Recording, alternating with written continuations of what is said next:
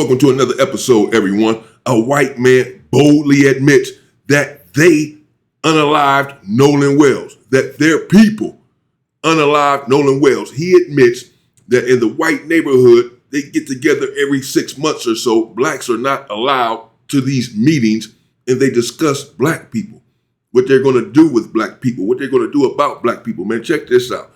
Watch this. You still think proximity to whiteness is your lifetime goal? Yeah, they did it. Them boys did it. This is a damn tradition for us. Yeah, this is a tradition. We take you boys out in the woods. And we throw you in the swamp. We throw you in the creek. We throw you in the springs and rivers. Yeah, we throw you in them oceans. Y'all can't do a damn thing. Y'all be in there splashing and screaming, I can't swim, I can't swim. Oh, hell no. But you know, it ain't our fault. It ain't our fault you're fucking stupid. Grown man don't know how to swim. Yeah, what y'all think we do? You know, yeah, it's a big conspiracy. You know, every 6 months this skin tone, we all get together in our neighborhoods and we have like a little neighborhood meeting. Y'all ain't invited. We get together, we make plans, we talk about y'all. You got that right. Yeah, we did it. We sure did do it. What you think? What you think we do when we take y'all young men camping with us? We know them boys don't know how to swim. Yeah. We throw them in that water. We say, swim, boy, swim. Woo! Learn how to swim, boy. Don't let these people gaslight you into believing that that's not how they think. He wasn't joking. No. His entire video is telling you, yeah, they do it. They sit around and talk about what they're going to do to your boys. The ones that are on the basketball team, the ones that are on the football team, the ones that are on the track team. They hold meetings, he said. They talk about the things they're going to do to your children or you. Still think your children are safe in those? Yeah, they still think that their children are safe. Of course, black people think that their children are safe. You heard Nolan Wells' father say that he taught his son not to see color.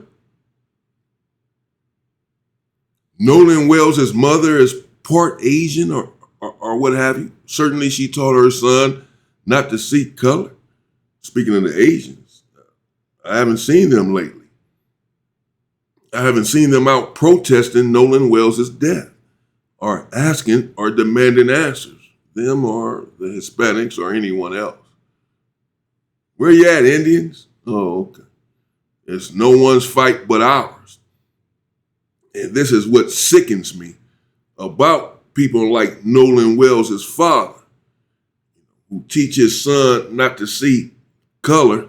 You should not teach your children to hate anyone and or to be racist against anyone. Absolutely not. We do not believe nor subscribe to racism. Nevertheless, your job as a parent is to teach your son the world that he's about to go out onto once he's 18 and leaves your home.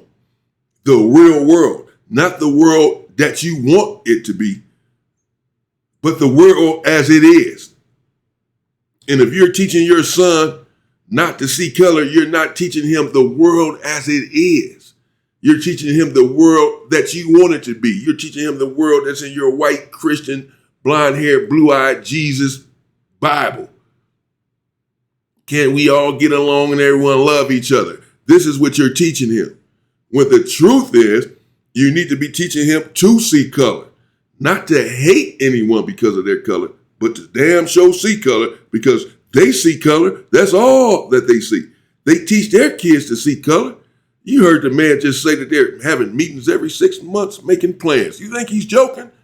Because he's laughing and saying it in a cavalier way? I take every word he says extremely serious. He meant every word of that. That this is what they do. Take you out to the river and drown you. Swim, boy. Swim. Can you imagine Nolan out there? People yelling, swim, boy. But the thing that upsets me about this sort of stuff is, again, what his father said. which is that he taught him not to see color. And guess what happens? When they kill him, like they did, who has to come out then and lose their lives looking for retribution, retaliation, justice? Is black people. I don't see anyone else talking about this. I saw a white woman talking about it earlier on TikTok and was all on the other kid's side, justifying everything, saying it wasn't true that they had an argument, etc. I saw another white lady doing the same thing on TikTok. I don't see any other race making videos, for the most part. You have a few on TikTok or whatever, any real podcasters from any other race, any heavy podcasters on YouTube. You have individuals that have millions of subscribers. They're not covering this. They're not talking about Nolan Wells and Nolan Wells' death. They're not asking for answers. They don't care. It's just the black people who are making podcasts, asking for answers. Black individuals, the lawyer. Black people out marching, saw a protest in Mississippi yesterday. Nothing but black people for the most part. And so black people end up losing our lives over an individual who thought nothing of us. I'm not saying that about Nolan Wells. I don't know that to be a fact. I don't know that man whatsoever. Rest in peace to that young brother. I don't know what his mindset was, but let's take O.J. Simpson just as an example. Someone who essentially denounced the black community physically, if not verbally, divorced the black community, and then when he got into the situation, it was black people that were ready to die for him, and only black people. The white people wanted him dead. The people who he was trying to be like, who he shunned black people for, wanted him dead. And black people were ready to come out. If that verdict had been guilty, black people were everywhere. It was about to go up. It was going to be a riot. And black people were going to die in these riots because black people don't kill. Except other black people. Black people don't kill. All we do is die at the hands of other people. Like the great Nina Simone said, when she said, I blame black people for Malcolm X's death. That's what she said. She said, I blame black people. She didn't blame the government. She said, I blame black people for Malcolm X's death. Because they did not protect him, she said. She said, black people are willing to die, but they're not willing to kill. Oh, man. Jeez. Wow. That set with me, man. That sits with me. So true. It's unfortunate. I'm not advocating death, advocating killing anyone, of course. Self-defense, yes, sir. And for this individual to think that he can just take black people out and there's nothing we can do about it, as he said, and just take our lives like this, is disheartening and sickening. There's nothing that we can do about how he feels. This is just how some of these people, some are. Period. A lot of them. 99.9999999 9999999% of them. And we can't accept this.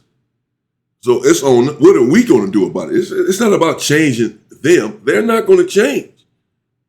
I don't know what people need to, I don't know what more evidence you need. It's been going on for thousands of years, not hundreds, thousands.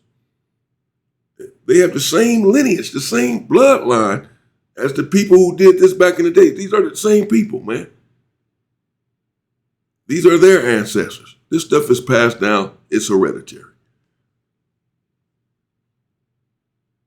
It's disgusting to me, and it's something that black people are going to come out and risk our lives, and some will lose their lives looking for answers. But where are the people who Nolan Wells thought were his friends? At that pool party, that picture that was just released by Benjamin Crump, I don't see a black individual in sight. There is not one. My eyes are not deceiving me. It's a pool full of other people. That's okay. That's fine. Whoever your friends are, that's who your friends are. But when you die, have your friends come out and fight and die for answers for you. What the hell are we doing it for is what I'm asking. If this is how you feel, OJ, what the hell are we about to riot for and die? How come the white people are not rioting and dying for him? No, they want him dead. But the same people who these people don't care about have to come out and die for them. No, man, sick of that. If you are not with your people in life, your people will not be with you in death. All white schools? I know. Better education, right? You're teaching your children to be colorblind, but they're holding meetings. Are you? Are you sitting around talking about their community all day? I know the answer. No, you're not. You don't even think about these people, but they think about you. Every 6 months, this skin tone, we all get together in our neighborhoods and we have like a little neighborhood meeting. Y'all ain't invited. And y'all ain't invited. Just remember that the next time you think you're going to let your children wander off by themselves in this community of people. Don't forget you were warned. I just watched a video. This guy was asking, what was the Asian community? Did the Asian community come out and fight for Nolan Wells? No. He said that Nolan Wells' mother is Asian. I noticed that she was another ethnicity. But some of these people, and I noticed his daddy is black. Is he? They want their children to go to white schools, hang around all white people. You know, feel like they too much to be hanging around black children. But when shit like this happen, what they do? Who come out and fight for them? The black community. Right. The same people that you don't want your children to grow up, be around, be friends with. Right. That's who the fuck come out fighting for y'all motherfucking ass. Exactly. The black community. Dying for y'all ass. So Janie decided to leave this comment on my video about Nolan. That's because they don't even think that Black Lives Matter. They don't think that we're nothing. Nolan Wells' father doesn't have a problem with black people coming out fighting for Nolan Wells. He doesn't care if we lose our lives out here fighting for him, even though he doesn't think that he's one of us. This is what I'm saying. I said what I said. This is my opinion. If you're teaching your son to be colorblind, then he is ill-equipped for the world.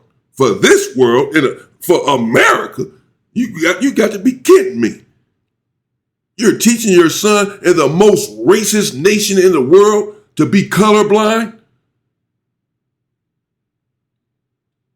In a nation where millions of your people have been murdered by these people in the worst ways imaginable, you're teaching him not to see them?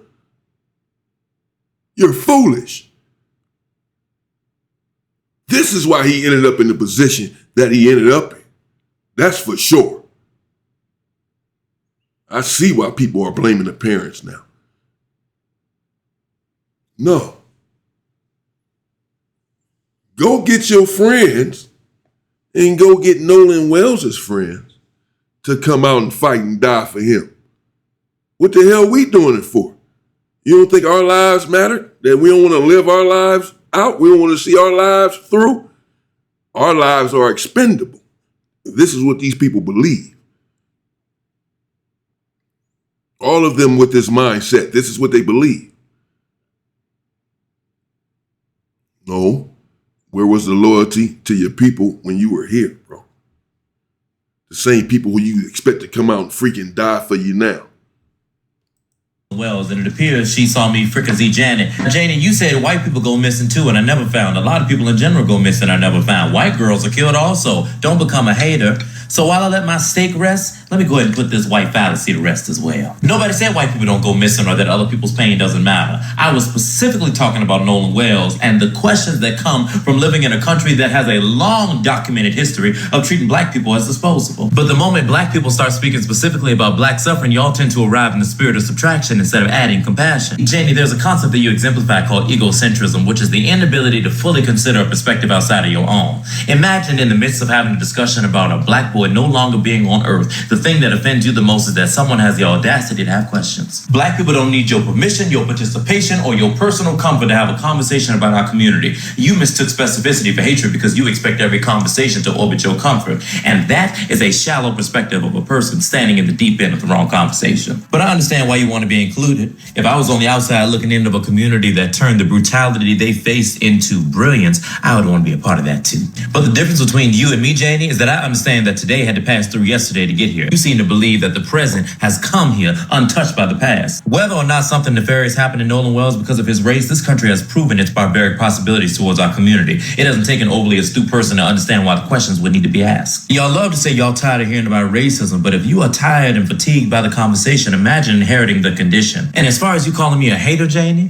I'm not hating. I don't want to become you. And from the way you are competing for priority in a conversation that had nothing to do with you to begin with, clearly you don't want to be you either. You are so busy accusing me of hating somebody else that you can't see how fluently you are speaking against yourself. You will sabotage yourself with your own ballot because a felon convinced you to look down rather than looking up at him taking advantage of you. So it seems to me you may be the hater, and the person you seem to be most committed to hating on is yourself. Your life has become the evidence that you may be your own worst enemy. But as I said, white people can go missing, and black people can still talk about black people going missing. White girls can be harmed, and we can still ask what happened to Nolan Wells.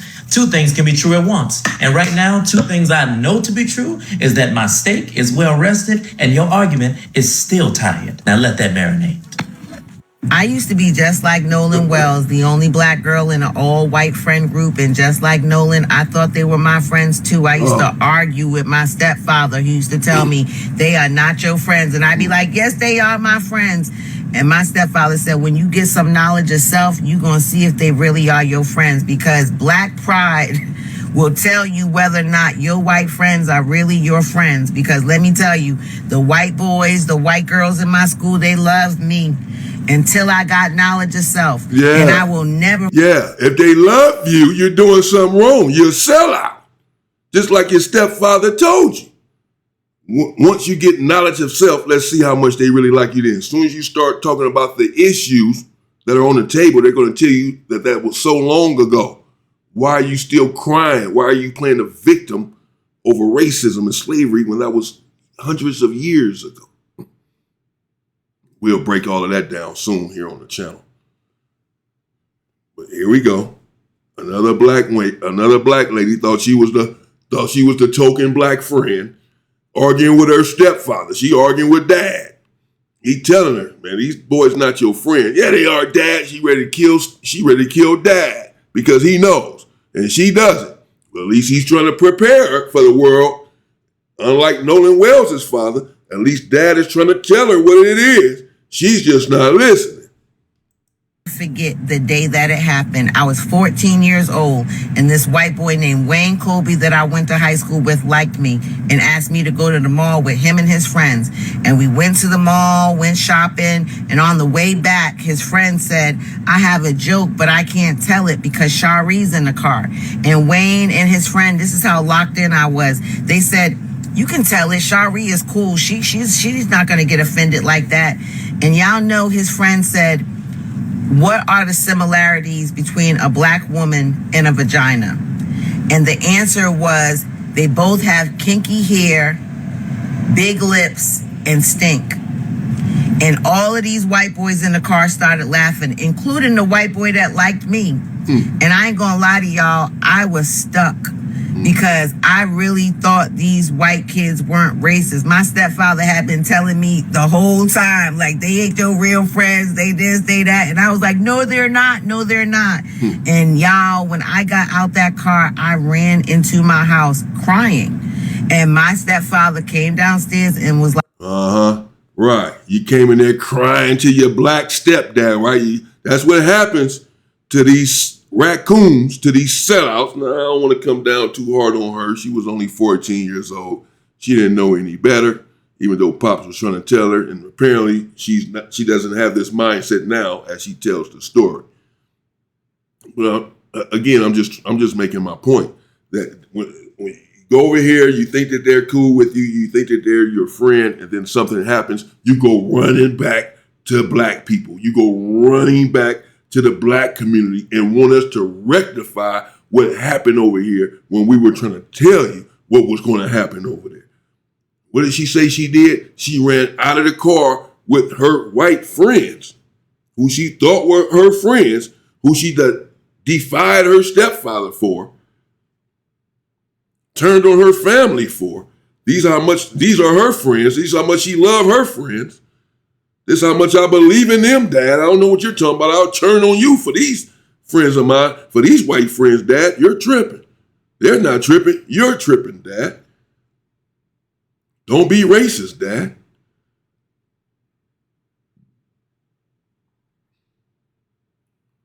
And then when the white friends turn on her and tell her that her thing stink, she run in the house crying away from them and run into the arms of waiting black people. Waiting black people. Waiting black people. Now, this is just obviously an example. But what I mean to say is that the community are always, of course, her father is in there waiting on her and is going to embrace her. Of course, she runs to her father. But I mean, again, the OJs of the world run into black people as a whole, to the black community, to be embraced when they are shunned and mistreated by the other community. And our foolish selves always embrace them and accept them back.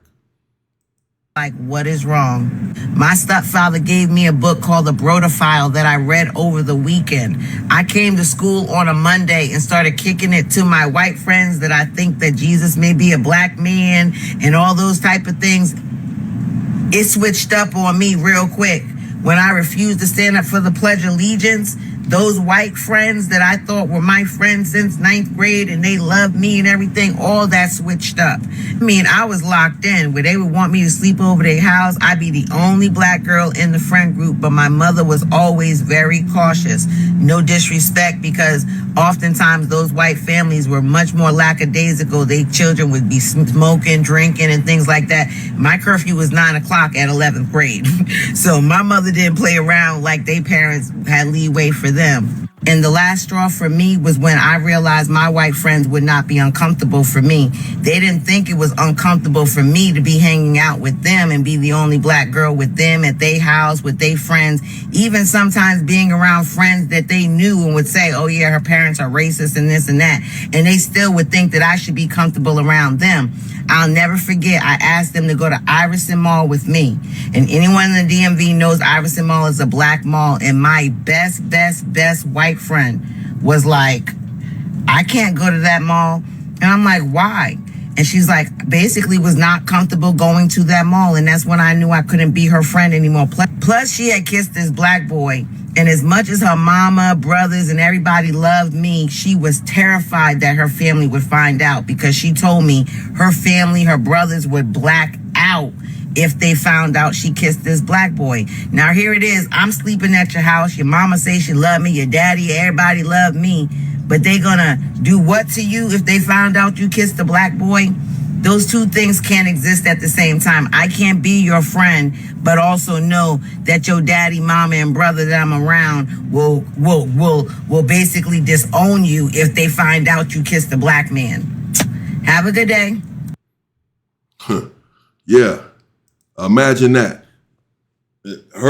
She said best 3 times. My best friend wouldn't go to the mall with me because there are black people in the mall, and she looks down upon these people. She thinks that they're dangerous, violent, stanky, whatever. Someone has said it in the comments of this video that the first guy was right, talking about Nolan Wells. The dude was talking about this is what they do. They drown black people and all that. It was a white lady who had left that comment that he was right, that this is what they do. She was gleeful about it, but that this is what they do. But, and you'll learn sooner or later. I know already. I'm careful. I'm smart. It's you foolish black people that think that these people are in love with you. But now that Trump is in office, a lot of the hatred is coming out of these people. Trump has made it okay for them to express their hatred, and they've been doing it over the last few years. And I think this has opened a lot of black people's eyes who were running around, 15 and 20 years ago talking about how the racism is over in the country and how everything is just great, especially when they put Obama in office. Oh, my God. Couldn't tell a black person there was still racism in this country. Jeez, man. I mean, they just lower y'all ass to sleep while they make laws that affect your everyday life. Got you thinking that because they're not up front with a cape on in your face, you think that there's no racism. There are insidious ways to racism. It is institutionalized and systemic. It's more than just them being in your face with a burning cross. And that's how it is. As the black lady there was alluding to, they'll have you over at their house. And she said, how can y'all have me at your house and say that I'm your friend and tell me you love me and all this? But my best friend, your daughter, can't date a black guy. You're going to go crazy if she dates a black guy. She said her brothers are going to black out. We've seen white women coming forth lately saying that white men are obsessed. When they take a white woman out, the first thing they want to know is, have you ever slept with a black guy? Have you ever been with a black guy? So if their sister is with a black guy, they're going to black out. They're going to go crazy. But these are the same people, 10 trillion % guaranteed, that will tell you that they're not racist because they have a black friend. My sister's best friend is black. How dare you? She stays in my house. My mother loves her. My father loves her. I love her. My sister loves her. She's my best friend. She's my sister's best friend. She spends the night there. She eats with us. What do you mean? We're racist. How dare you? It's the same people that will say that. For sure. Because they have a black friend, they claim. But they hate black people. They got a black friend in the same way that you have a pet, same way that you have a dog. Yeah, they care for her and all that as a dog. In their eyes, in their mind, believe me, there's no other way to look at it. How can she be your friend and you not see color and you love her and you have no problem with her, but automatically say that your sister cannot date a black man? They're going to black out. They're going to go crazy. They're going to go into a violent rage. Damn. If she dates a black man. Jeez. Is that surprising? No. This is how it is. But they're acting like they have black friends and like they're cool with, yeah, they can be your friend. They'll even sleep with you. So-called slave masters slept with the slaves all day, every day. They'll sleep with you. People, I'm married to one. She's not racist. She married a black man. You people are foolish.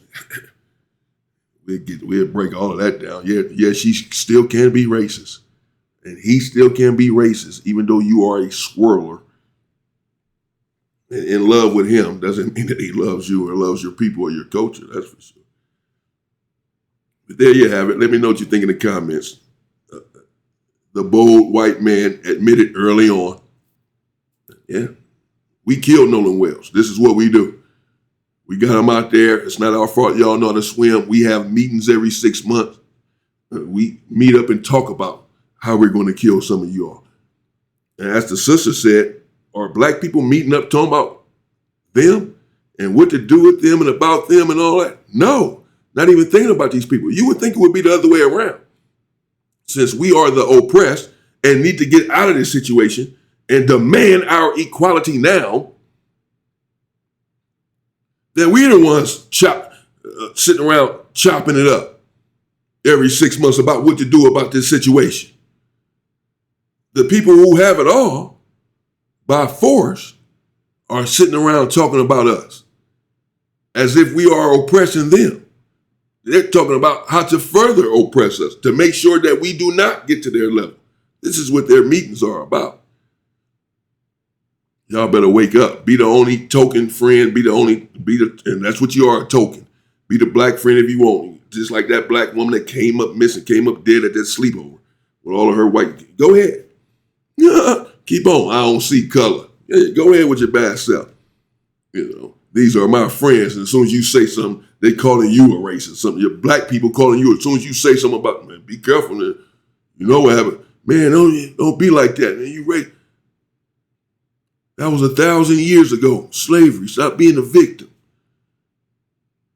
These are good people. These are good people. Until your ass go out there and don't come back. Oh, man. Silly people. Wake up, man. Let me know what you think in the comments. Stay safe and power to the people.